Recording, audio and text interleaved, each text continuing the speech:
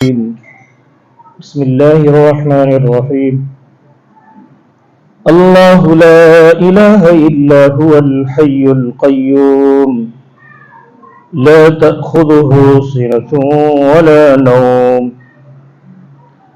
گزشتہ آیت الکرسی کی تفسیر ہوئی تھی. آدھی آیت الکرسی، اس کا ترجمہ ہے اللہ لا الہ الا ہو، اس کے سوا کوئی معبود نہیں. اللہ کی صفت الحی اور القیوم، وہ زندہ ہے اور تھامنے والا ہے. قیوم کا ترجمہ تھامنے والا.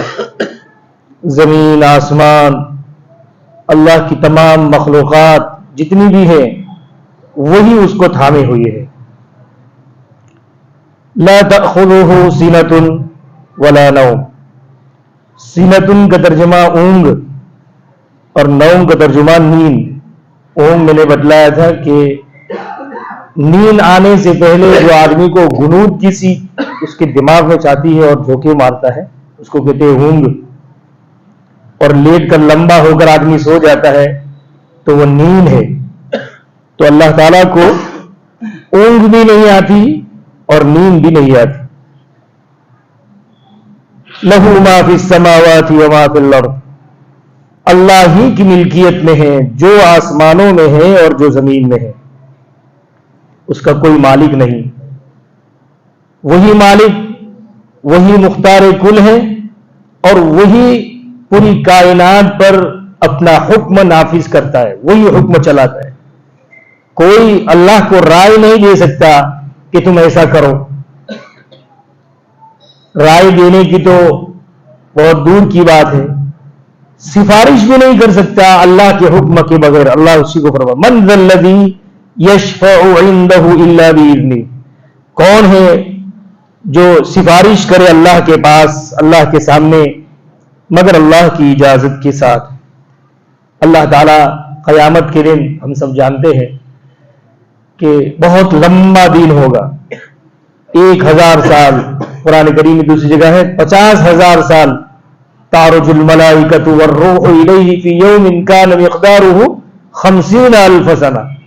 50,000 سال کا ایک دن اتنا لمبا دن ہوگا اور ایسے پتہ نہیں کتنے دنوں تک آدمی کو وہاں کھڑا رکھا جائے گا. کوئی اللہ کے سامنے سفارش نہیں کر سکے گا. بڑی مشہور حدیث ہے کہ لوگ آدم علیہ السلام کے پاس جائیں گے کہ اللہ سے سفارش کرے. لوگ کہیں گے چاہے جہنم میں ڈالنا ہو تو ڈال دے لیکن اس مصیبت سے نجات دے دے. آدم علیہ السلام کہے گا نہیں، اللہ کے سامنے میں نہیں بول سکتا، میرے سے غلطی ہو گئی ہے، اس درخت کے کھانے کی غلطی ہو گئی ہے. اللہ مجھے کو پوچھ لے تو میں ہی مصیبت میں گرفتار ہو جاؤں گا، تو میں نہیں کہہ سکتا. ابراہیم علیہ السلام کے پاس جائیں گے، موسیٰ علیہ السلام کے پاس، جتنے اولو العزم پیغمبر دنیا میں گزرے ہر ایک کے پاس جائیں گے، سب کہہ دیں گے نہیں ہمارے بس میں نہیں. یعنی اللہ تعالیٰ کا جلال، اللہ کا غصہ اتنا زبردست ظاہر ہو رہا ہوگا. اس سے پہلے حدیث شریف میں آتا ہے کہ نہ اللہ کبھی غصے ہوئے ہوں گے اور نہ اس کے بعد کبھی ہوں گے. انسان جب غصے ہوتا ہے تو کیا ہوتا ہے؟ اس کی آنکھیں، اس کے رخسار لال ہو جاتے ہیں ایک دم بالکل ٹماٹر کی طرح. قرآن کریم میں اللہ نے اس کو بیان کیا ہے. اللہ کے غصے کا اثر آسمان میں ظاہر ہوگا. ابھی آسمان کیسا ہے؟ نیلے کلر کا ہے. تو قیامت کے دن آسمان کیسا ہو جائے گا؟ سرخ، بالکل لال ہو جائے گا. قرآن کریم میں سورہ رحمان میں اللہ نے فرمایا فَإِذَا انشَقَّتِ السَّمَاءُ فَكَانَتْ وَرْدَةً كَالدِّهَانِ.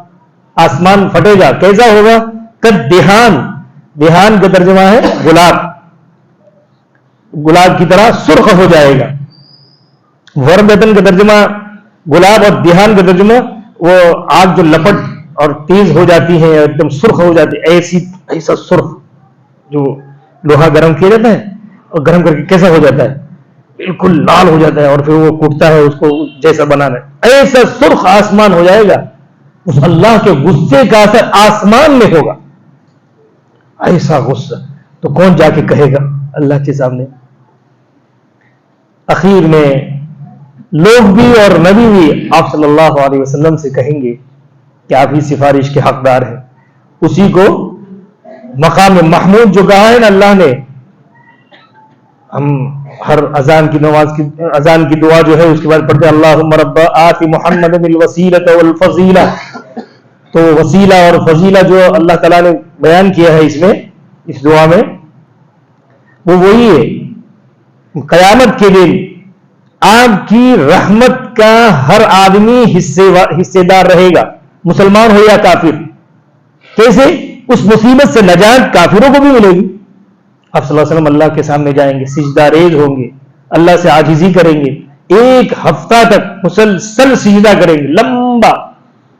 پھر آپ اللہ رب العزت آپ صلی اللہ علیہ وسلم ارفع راسک سل توتی, اپنا سر اٹھائیے, مانگے, آپ کو دیا جائے گا. تو پھر اللہ تعالیٰ کہیں گے, آپ صلی اللہ علیہ وسلم اللہ تعالیٰ سے کہیں گے کہ یہ لوگ پریشان ہیں, ان کا مسئلہ حل ہو جائے. اللہ تعالیٰ کہے کہ ٹھیک ہے, ترازو قائم اس کے بعد کی جائے گی. تو یہ ہے سفارش. سب سے پہلی سفارش آپ صلی اللہ علیہ وسلم کی ہوگی. اس کے بعد پھر وہ تمام نبی اور بزرگ, حافظ, عالم جو بھی ہوگا, نیک ہوگا, تو اللہ تعالیٰ سفارش کرنے کے لیے خود تو صحیح ہونا چاہیے. خود غلط آدمی گنہگار ہے تو دوسرے کی سفارش کیسے کر سکتا ہے؟ تو خود فالٹ میں ہے تو دوسرے کو فالٹ کا سفارش نہیں کر سکتا. وہ پہلے ٹھیک ہو, اس کے بعد وہ جتنے بھی نیک لوگ ہوں گے, اللہ نے جن پر مہربانی کر کی ہوگی, جن کی مغفرت کر دی ہوگی, پھر وہ اللہ تعالیٰ ان کی مغفرت, ان کی سفارش کو اللہ رب العزت قبول فرمائیں گے. اسی کو اللہ کہہ رہے ہیں. اللہ کی اجازت کے بغیر تو کوئی سفارش نہیں کر سکتا. تو اس کی ملکیت کی چیز کوئی کسی کو دے دے, کیوں دے دے؟ کوئی نہیں دے سکتا ہے. یعلم ما بین ایدیہم وما خلفہم. اللہ تعالیٰ فرماتے ہیں کہ اللہ تعالیٰ جانتا ہے لوگوں کی اگلی اور پچھلی, ان کے آگے جو ہے وہ اور ان کے پیچھے جو ہے وہ. تمام کائنات کا اگلا پچھلا جاننے والا اللہ تعالیٰ ہی ہے. خود اللہ تعالیٰ جانتا ہے کس کے لیے کیا مناسب ہے, اس کے مطابق اس کو اللہ تعالیٰ اس کے ساتھ معاملہ فرماتا ہے. آدمی چاہتا ہے کہ میں جیسا چاہوں, میں نے بتلایا تھا کہ آدمی چاہتا ہے کہ میں جیسا چاہوں ایسا اللہ کرے, تو اللہ ایسا کیوں کرے گا؟ اور ایسا کرنا شروع کر دے تو آدمی مصیبت میں پڑ جائے. اس لیے اللہ کی مرضی پر آدمی, یہ آیت الکرسی جو ہے نا, اس کا ترجمہ میں اس لیے کر رہا ہوں کہ اس کا استحضار رہے گا تو آدمی کے اندر ایمان پیدا ہوگا. جس حال میں اللہ رکھے آدمی خوش رہے. اللہ تعالیٰ کی شکایت آدمی نہ اپنے دل میں لائے نہ کسی کے سامنے. بہت سے لوگ اپنی زبانوں سے شکایت کرتے ہیں کہ اللہ تعالیٰ نے ہمارے ساتھ ایسا کیوں کر دیا, میں نے کبھی کسی کا نہیں بگاڑا. ارے بھائی کوئی بگاڑے, یہ بہت سی مرتبہ جو بگاڑتا ہے وہ ایسا کہتا ہے, جو بگاڑتا ہے دوسروں کا وہی کہتا ہے میں نے کسی کا نہیں بگاڑا. ارے بھائی تو بہت کیا کر کے آیا ہے وہ اللہ ہی جانتا ہے. اس لیے نہیں کیا تو بہت اچھی بات ہے. ارے نبیوں نے بھی نہیں کیا ہے کسی کے ساتھ کچھ, تو پھر نبیوں کو بھی اللہ تعالیٰ تکلیف دیتا ہے, کیوں دیتا ہے؟ یہ تھوڑی ہے کہ وہ گنہگار ہے. اللہ کی مرضی کی دنیا کی نظام ہے یہ, تو اللہ تعالیٰ جس طرح چاہے گا اسی طرح ہوگا. ہم نہیں چاہتے کہ میں بیمار ہوں, کون چاہتا ہے بیمار ہونا؟ لیکن آئی اگر تکلیف, مانگنا نہیں ہے مصیبت, عافیت مانگنا ہے. لیکن اگر مصیبت آئی ہے خوشی سے, اللہ تیری مرضی پر راضی, تو جس حال میں رکھے میں خوش ہوں. بہرحال ایک بزرگ تھے, سمندر کے کنارے رہتے تھے, تو تیندوا حملہ کیا تھا اس پر. تو میں شاید اس سے پہلے کبھی کہا یا نہیں کہا, شیخ سعدی نے اس کو بیان کیا ہے گلستان میں. تیندوا جس کو دیپڑا بولتے ہیں, اس نے حملہ کیا تھا تو ان کا پورا اخیر کا حصہ جو ہے پھاڑ دیا تھا اس نے. تو 1 سال ہو گیا ٹھیک نہیں ہوا. تو بڑے خراب ہی کیا, یار کتنی مصیبت میں یہ, 1 سال ہو گیا ٹھیک نہیں ہو رہا ہے.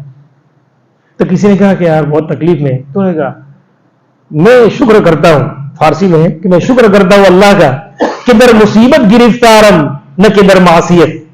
میں اللہ کا اس پر شکر ادا کرتا ہوں کہ مصیبت تو اللہ نے دی ہے, ٹھیک ہے راضی ہوں میں. اس سے تو بہتر, کس چیز سے بہتر ہے یہ مصیبت؟ گناہ میں اللہ مجھے ڈال دیتا کسی گناہ کے کام کے اندر اس سے تو اچھا مصیبت میں رہنا، اس سے تو اچھا مصیبت میں رہنا. گناہ کرتے ہوئے آدمی اللہ کے نافرمانی کرتے ہوئے اللہ کے عذاب کا مستحق بن جائے، اس حال میں رہے. اگر مصیبت میں ہے تو اللہ کی رحمت اس کی طرف متوجہ ہوگی. وہ کہہ رہے کہ میں اللہ کا شکر کرتا ہوں اس پر کہ در مصیبت گرفتار نہ کہ در معصیت. بہرحال تو جس حال میں اللہ رکھے اس حال میں آدمی کو خوش ہونا چاہیے، اس لیے کہ اللہ ہی ہمارے اگلی پچھلی، ہم تو ایک دیوار کے پیچھے کیا ہے وہ نہیں جانتے، دیوار کے پیچھے کیا ہے وہ نہیں جانتے، آئندہ گھڑی میں ہمارے ساتھ کیا ہونے والا ہے ہم تھوڑی جان سکتے ہیں. اس لیے آدمی کو اس پر یہ آیت الکرسی پڑھتے ہوئے یہ آیت جب پڑھے اور یہ تو اس کا استحضار رکھے. پریشانی آئی ہے، ہر پریشانی کے انسان کی زندگی ہے. حضرت علی رضی اللہ عنہ فرماتے ہیں ہر انسان کی ایک زندگی ہے، 50 سال 60 سال 100 سال جو بھی ہو.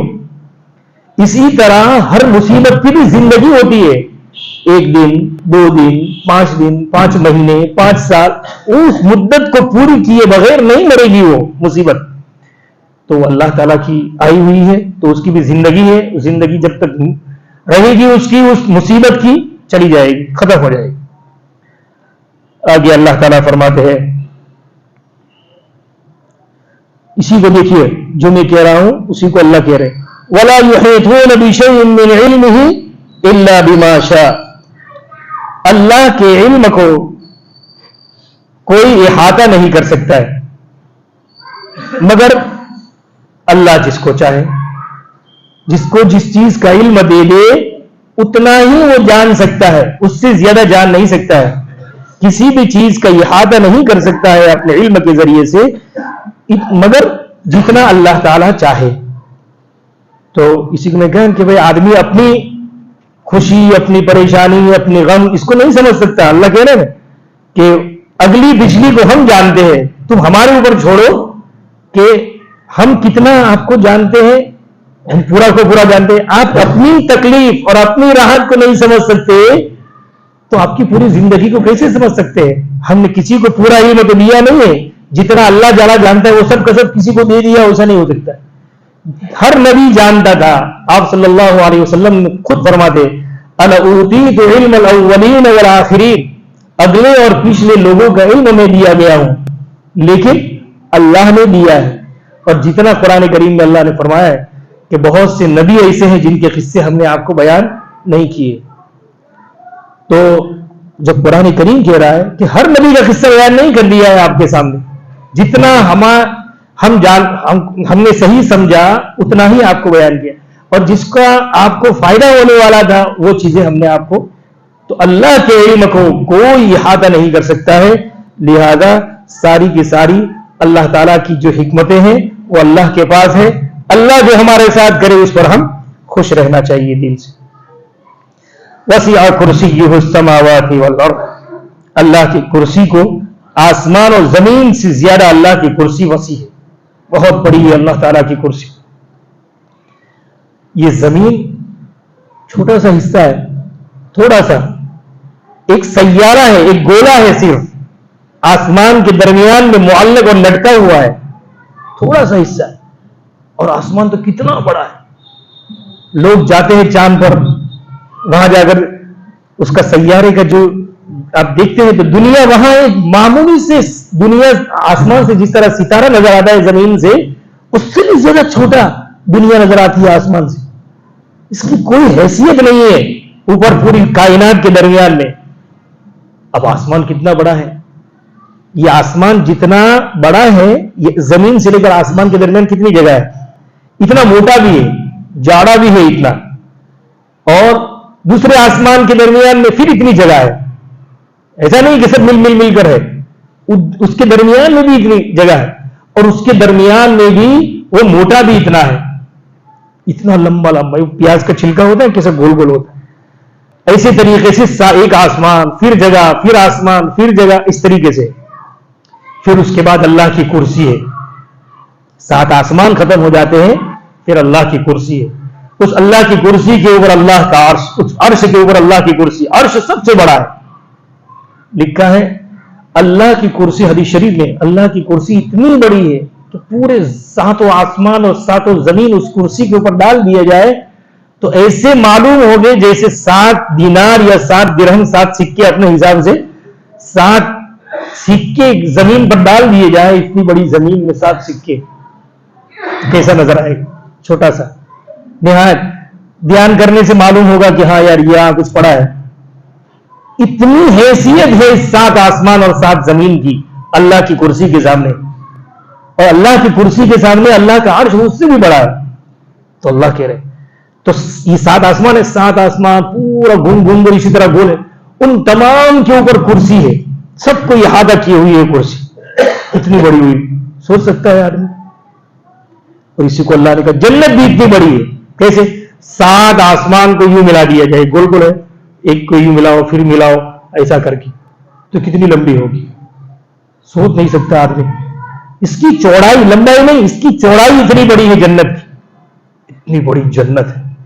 بہرحال تو اللہ تعالیٰ اس کو، یہ سورہ بقرہ کے اندر آیت الکرسی گویا کہ ایک روح کی حیثیت رکھتی ہے، لہذا اس کو بڑے اہتمام سے پڑھنا بھی چاہیے، سمجھنا بھی چاہیے. تو آدمی کو اللہ کی قدرت کا استحضار ہوگا، پھر کسی سے مرعوب نہیں ہوگا، کسی سے ڈرے گا نہیں. وہ آج ہم کو ڈر کیوں لگتا ہے کسی سے؟ اس لیے کہ اللہ کی عظمت اور اللہ تعالیٰ کی قدرت ہمارے سامنے نہیں ہے. وہ پریشانی وہ جو سامنے آ رہی ہے نا، اس کا ڈر ہمارے سامنے. تو جب اللہ تعالیٰ کی عظمت ہمارے دل پر ہوگی تو پھر وہ پریشانی نہایت چھوٹی ہو جائے گی. اللہ کے لیے کوئی حیثیت نہیں ہے اس کی. بڑے سے بڑا جابر اور ظالم دنیا میں ہمارے اوپر مسلط کر دیا جائے، لیکن کیا حیثیت ہے اس کی؟ اللہ کے سامنے چٹکی سے بھی کم حیثیت رکھتی ہے اس کی. کوئی حیثیت، ہزاروں لاکھوں دنیا میں آئے گئے، اللہ کی قدرت کے سامنے کچھ نہیں ہے. جب چاہے اللہ تعالیٰ اس کو ایسا نشان مٹا دے گا اس کا کہ اس کی کوئی دنیا میں اس کی کوئی نام بھی نہیں باقی رہے گا. یہ اللہ تعالیٰ کی قدرت ہے. تو ہم کو اس کو سمجھنے کی ضرورت ہے، اپنے دل میں بٹھانے کی ضرورت ہے. اسی کو اللہ کہہ رہے ہیں وسع کرسیہ السماوات والارض. اتنا بڑا اللہ، اس کی کرسی اتنی بڑی، اس کی طاقت کتنی بڑی. ولا یؤودہ حفظہما. اتنا بڑا نظام جو ہے، تو ایک سائنسدان نے لکھا ہے کہ یہ آسمان میں اتنے سارے ستارے آدمی گن نہیں سکتا ہے، سوچ نہیں سکتا ہے. اور کمال کی بات یہ ہے کہ ستارے جو ہے نا ایک جگہ کھڑے نہیں ہیں، بہت سارے سیارے، بہت سارے کھڑے ہیں اپنی جگہ، بہت سارے سیارے ایسے کہ گھومتے رہتے ہیں اپنے مدار. قرآن میں بھی کہا ہے کل فی فلک یسبحون، ہر ایک اپنے مدار میں گھومتا ہے. تو جس طرح دنیا ایک سیارہ ہے، چاند، سورج، ستارے، 7 جو سیارے ہیں بڑے بڑے، تو سب اپنی جگہ گھومتے رہتے ہیں. وہ یہ کہہ رہا ہے، اس نے لکھا ہے کہ یہ سیارے اتنے زیادہ ہیں، اتنے سارے ہیں، یہ کوئی تعجب کی بات نہیں ہے. تعجب کی بات تو یہ ہے ہزاروں سال سے یہ اپنے مدار میں گھومتے ہیں، لیکن کوئی کسی سے ٹکراتا نہیں. قریب سے گزرتے ہیں لیکن ٹکراتا نہیں. جس طریقے سے پانی کے اندر کوئی چھوٹے چھوٹے گول راؤنڈ کے آتے ہیں کھیلنے والے بچے جو کھیلتے ہیں، تو وہ اندر ڈالتا ہے تو پانی کے اوپر تیرتے رہتے ہیں، لیکن وہ تو آپس میں ٹکراتے ہیں، اس لیے کہ وہ تو انسان کا بنایا ہو. تو اسی طریقے سے یہ پانی کے درمیان میں گویا کہ وہ گھوم رہے ہیں، ایسے آسمان میں گھومتے ہیں لیکن کسی سے ٹکراتے نہیں. وہ کہہ رہا ہے بہرحال ہدایت یہ اللہ کی طرف سے، ورنہ سائنسدان جتنا جانتے ہیں اللہ کی قدرت کو، تو ایسا کیوں کے چکر میں چلتے رہتے ہو؟ ایسا کیوں ہے؟ دنیا کب سے بنی ہے اسی کے چکر میں تلاش میں چلتے رہتے. لیکن اللہ تعالیٰ نے ان کی ہدایت پر مہر لگا رکھی ہے. ختم اللہ علی قلوبہم. اتنا سب کچھ جاننے کے باوجود، پورے آسمان کی سیر کرنے کے باوجود وہ اللہ پر یقین نہیں رکھتے، اللہ کو نہیں مانتے. اور ہم کچھ بھی نہیں جانتے، ہم کچھ بھی نہیں جانتے، لیکن اللہ نے ہم کو ہدایت دی. اللہ تعالیٰ ہمیں ہدایت پر قائم و دائم رکھے. تو یہ سوچنے سمجھنے کی، اسی لیے سب سے بہترین عمل کیا ہے؟ غور و فکر، تدبر. عقل مند انسان اللہ نے اس کو کہا ہے. کون ہے عقل مند؟ ان فی خلق السماوات والارض واختلاف اللیل والنہار لآیات لأولی الالباب. کہ کہ جو اللہ کی تخلیق میں غور و فکر کرتے ہیں وہی عقل مند ہے. آپ صلی اللہ علیہ وسلم کے بارے میں حضرت عائشہ سے کسی نے پوچھا کہ آپ کا بہترین عمل کیا تھا؟ کہ غور و فکر. آپ صلی اللہ علیہ وسلم سوچتے ہمیشہ مگن رہتے. تو یہ سب سے بڑی دولت ہے. تو اللہ کی قدرت کو سمجھنا اور اس پر اللہ کی تخلیق کو سوچنا. اللہ کو نہیں سوچنا ہے، اللہ کی تخلیق کتنا بڑا زبردست ہے. اللہ جو چاہے جیسے چاہے کر سکتا ہے. تو اسی کو کہہ رہے ولا، آگے اللہ فرماتے ہیں ولا یؤودہ حفظہما، ان دونوں کی حفاظت کرنا اللہ کو تھکاتا نہیں ہے. آدمی یہاں دنیا میں تو کیا ہے، تھوڑا سا زیادہ کام کر لیا 1 گھنٹہ تو آدمی تھک جاتا ہے. سب کو کہتا ہے کہ یار میں تو تھک گیا. تو اتنا بڑا نظام جو چل رہا ہے، ہزاروں دنیا میں لوگوں کی ماؤں کے پیٹوں میں بچے پرورش پا رہے ہیں، ہزاروں مچھلیوں کے پیٹوں میں انڈے ہیں، پتہ نہیں کہاں کہاں اللہ کی مخلوق ہے. ہر ایک کسی کا کان بن رہا ہے، کسی کا ناک بن رہا ہے، کسی کا ہاتھ بن رہا ہے. ہر چیز کو اللہ تعالیٰ نے توازن کے ساتھ ایسا بنائے رکھا ہے کہ انسان تصور نہیں کر سکتا کیسے اللہ تعالیٰ نظام کو چلا. بند کمرے میں ساری چیزوں کا نظام ایسا اللہ چلاتا ہے، ورنہ کسی کمرے میں بند کمرے میں انسان کو رکھ دے ہوئے مر جائے. لیکن بچہ ماں کے پیٹ میں بند کمرے میں رہتا ہے لیکن مرتا نہیں ہے. اس کو خوراک بھی اللہ تعالیٰ ایسے نظام سے چلاتا ہے. خون اللہ تعالیٰ چند مہینوں کے لیے بند کر دیتا ہے تو اس کے ناک سے اس کو خوراک پہنچاتے. زبان سے اللہ ویسے تو نہیں پہنچا سکتی، تو خون ناپاک چیز ہے، لیکن اللہ نے نظام منہ سے نہیں چلایا اس کا. اگر منہ سے چلاتا تو گندی چیز منہ سے کھاتا ہو، حرام ہے خون. اور پھر دنیا میں آ کر اللہ کا نام لینا ہے، اس کو قرآن شریف پڑھنی ہے، اس کو اس گندے منہ سے کیسے پڑھے گا؟ تو اللہ نے کیسا نظام اس کے نام سے خون جاری کیا ہے اور اسی سے اس کو رزق دیا ہے. یہ زبردست خدا کا نظام ہے.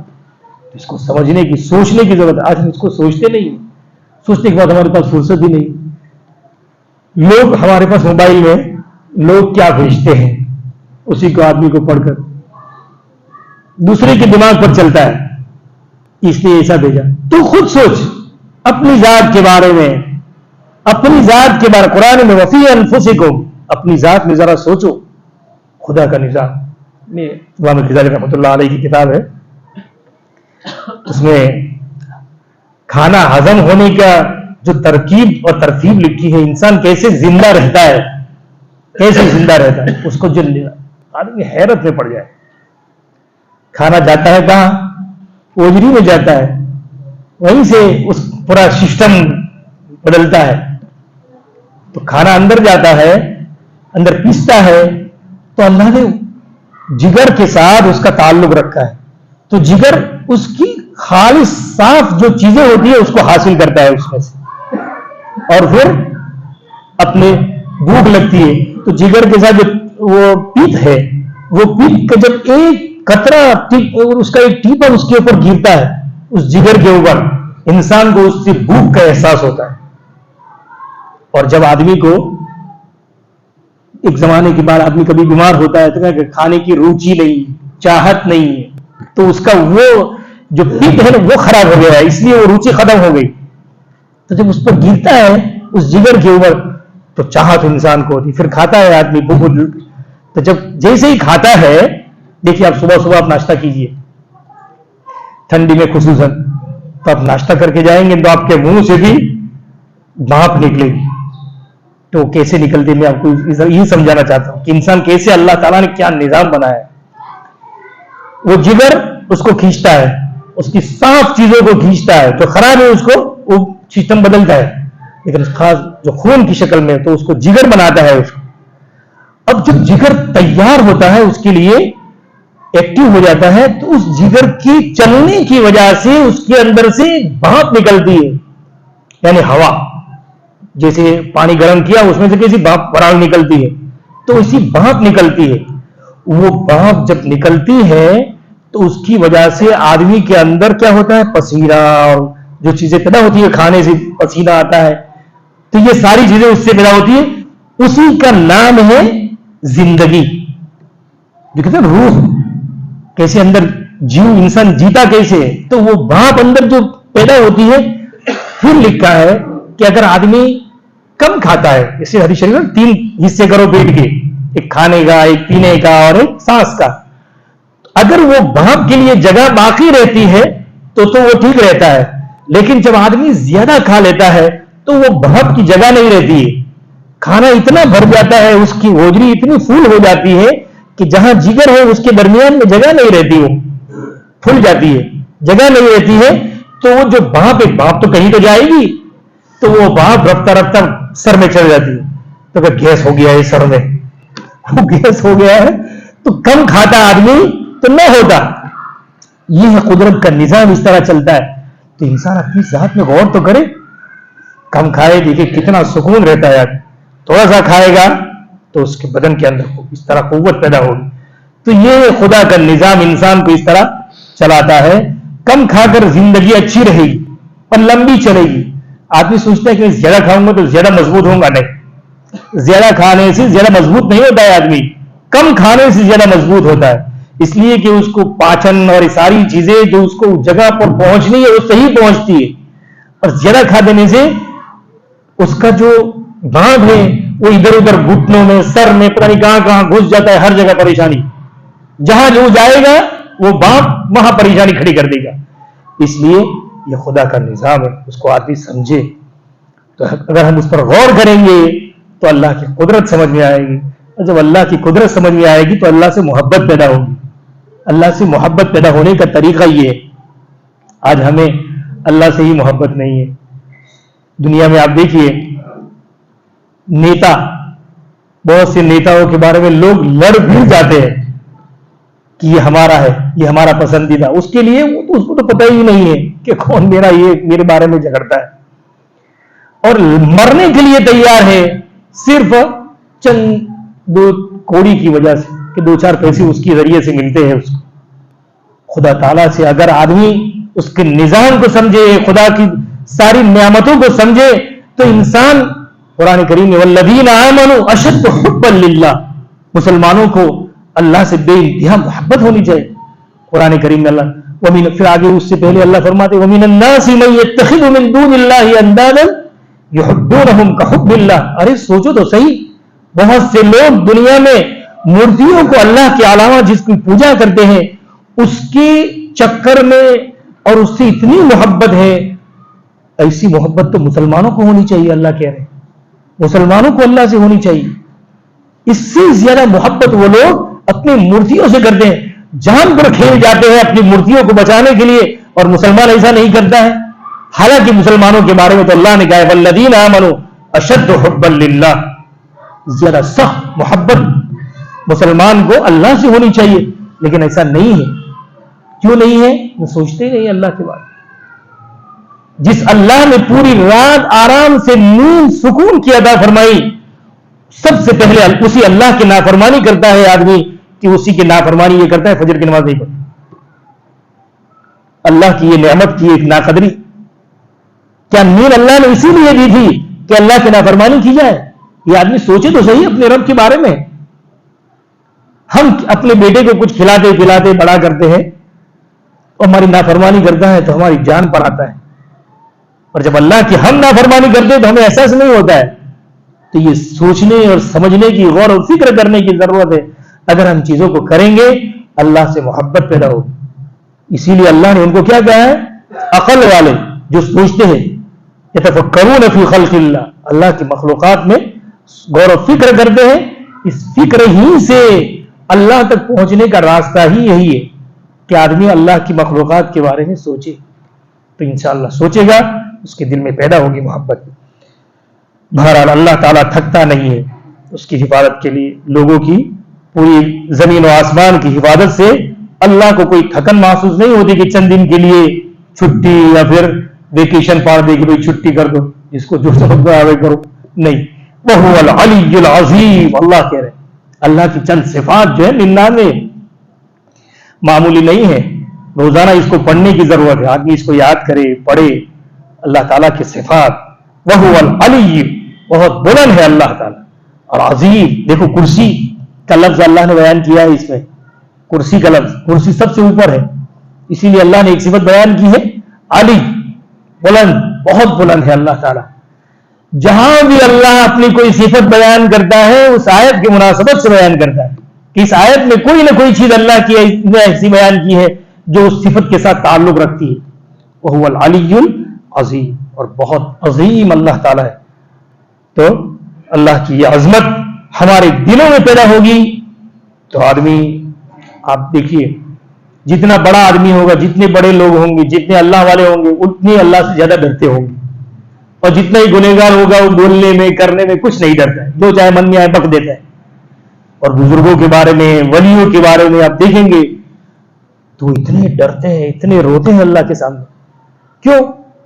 جیسے مثال، اس کی مثال دی ہے بزرگوں نے کہ جیسے پنجرے میں شیر بند ہو، پنجرے میں سب کو پتا ہے کہ اس میں سے باہر نہیں نکل سکتا، بالکل پنجرے کے سامنے آدمی کھڑا ہو، اس کو یقین ہے کہ یہ اندر سے باہر نہیں آ سکتا ہے، لیکن اس کو کچھ چھیڑا اور زور سے یوں کر کے یوں کرتا ہے، ہاتھ لگا تو 2 قدم آدمی پیچھے ہٹ جاتا ہے، 2 قدم ضرور پیچھے ہٹ جاتا ہے، اگرچہ اس کو پتا ہے کہ یہاں سے پھلان کر باہر نہیں آ سکتا ہے، لیکن اس کی دہشت اور دہشت اتنی خطرناک دل میں بیٹھی ہوئی ہے کہ وہ 2 قدم پیچھے ہٹنے میں اپنی بھلائی سمجھتا ہے.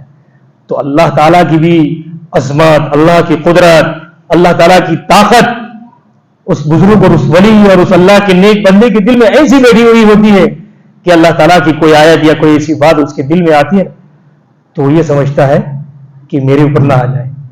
حضرت عمر رضی اللہ عنہ فرماتے ہیں کتنا خوف تھا اللہ کا، اور کتنی اللہ سے محبت بھی تھی اور کتنی امید بھی. قیامت کے دن اگر یہ اعلان ہو جائے ایک آدمی کے علاوہ سب کے سب جنت میں جائیں گے تو مجھے یہ ڈر ہے کہ کہیں جو جنت میں جانے سے جس کو روک دیا جائے ایک آدمی وہ میں نہ ہو. اور اللہ سے محبت بھی اتنی تھی کہ اگر یہ اعلان ہو جائے قیامت کے دن سب کے سب جہنم میں جائیں گے سوائے ایک آدمی کے، تو مجھے اللہ کی ذات سے امید ہے کہ وہ ایک آدمی میں ہوں گا. ایسا یقین اللہ پر، پورا یقین اور پورا خوف. آج ہمارے یہاں توازن نہیں. اگر یقین ہے تو ایسا یقین ہے کہ بھائی اللہ تعالیٰ کو تو اللہ ہمارے تابع ہے، ہم جیسا کہیں گے ایسا کرے گا آدمی سے. اور خوف ہے تو ایسا ہے کہ اللہ تعالیٰ تو ہم کو تو پوچھتا ہی نہیں، ہماری تو سنتا ہی نہیں. ارے اللہ تعالیٰ نے ہمیں بنایا ہے، اللہ نے ہمیں بنایا ہے، اللہ تعالیٰ کو چھوڑ کے کیسے ہو سکتا ہے؟ نہیں چھوڑے گا اللہ تعالیٰ. لیکن شرط تو یہ ہے کہ تم اللہ کے سامنے جاؤ تو صحیح. اکیلی مصیبت کے وقت تو فرشتے بھی تمہاری مدد، جب آدمی ہمیشہ اللہ سے تعلق رکھتا ہے تو فرشتے مدد کرتے ہیں. مثال کے طور پر راحت میں اللہ سے دعا مانگتا تھا، یا اللہ پریشانی سے حفاظت فرما، یہ فرما وہ فرما، دعا کرتا تھا. جب اس پر کوئی مصیبت آتی ہے تو فرشتے کیا کرتے ہیں؟ اس دعا کے اوپر صرف دعا آسمان پر لے نہیں جاتے اس آدمی کی، اس کے ساتھ کمنٹ بھی کرتے ہیں فرشتے کہ اللہ اچھا بندہ ہے، ہاں مانگتا تھا. جب راحت میں تھا، آرام میں تھا، تب بھی آپ کو بھولا نہیں تھا، لہذا آپ آج اس کو مت بھولنا. آج مصیبت میں ہے، اس کی ضرور مدد کرنا. فرشتے کمنٹ کرتے ہیں اس کے ساتھ، تو آپ کی دعا اکیلی نہیں جاتی، دونوں جاتا ہے ساتھ میں. اور فرشتے جس کی سفارش کر دے معصوم، اللہ تعالیٰ اس کی ضرور سنے گا. اور اگر کبھی مسجد کی آدمی نے اس کا پگتھیا اس پر چڑھا نہیں اور اس کا زینے کے اوپر پیر نہیں رکھا، اور جب مصیبت آئی تو آدمی دعا کرتا ہے تو فرشتے کہتے ہیں یہ کیسی نامانوس آواز ہے یا اللہ، کبھی آج تک ہم نے اس کو جانا ہی نہیں، سنا ہی نہیں، کبھی دیکھا ہی نہیں. آپ جانو وہ جانے، ہم کچھ نہیں کہتے، ہم اس پر کوئی کمنٹس نہیں کر سکتے.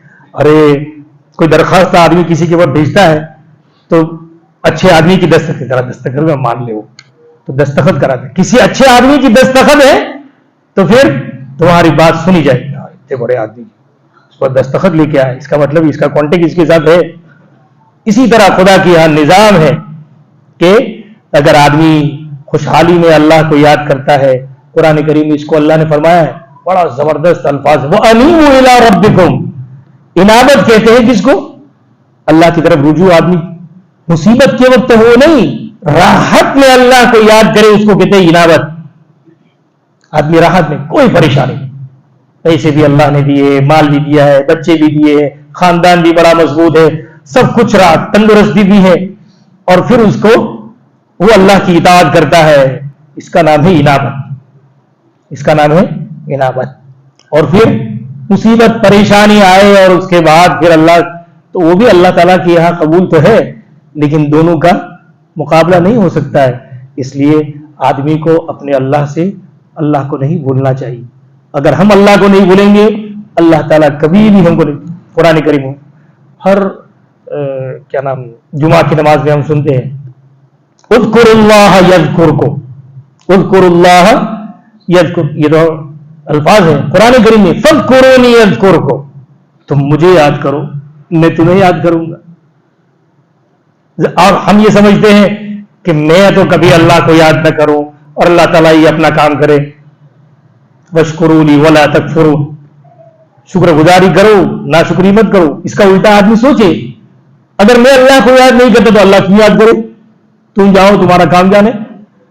اگر میں اللہ کو یاد کرتا ہوں، آسمان سے حدیث شریف میں آتا ہے کہ جب آدمی مسلسل اللہ کو یاد کرتا رہتا ہے، اللہ تعالیٰ جبرائیل السلام کو کہتے ہیں کہ جبرائیل اس آدمی سے میں محبت کرتا ہوں، تم بھی اس سے محبت کرو اور لوگوں میں اعلان کرو کہ اللہ اس سے محبت کرتا ہے، میں اس سے محبت کرتا ہوں، تم بھی اس سے محبت کرو۔ وہ آسمان میں بھی اعلان کرتا ہے، جبرائیل السلام آسمان میں اعلان کرتے ہیں یہ، پھر آسمان دنیا پر آ کر لوگوں کو یہ اعلان کرتے ہیں۔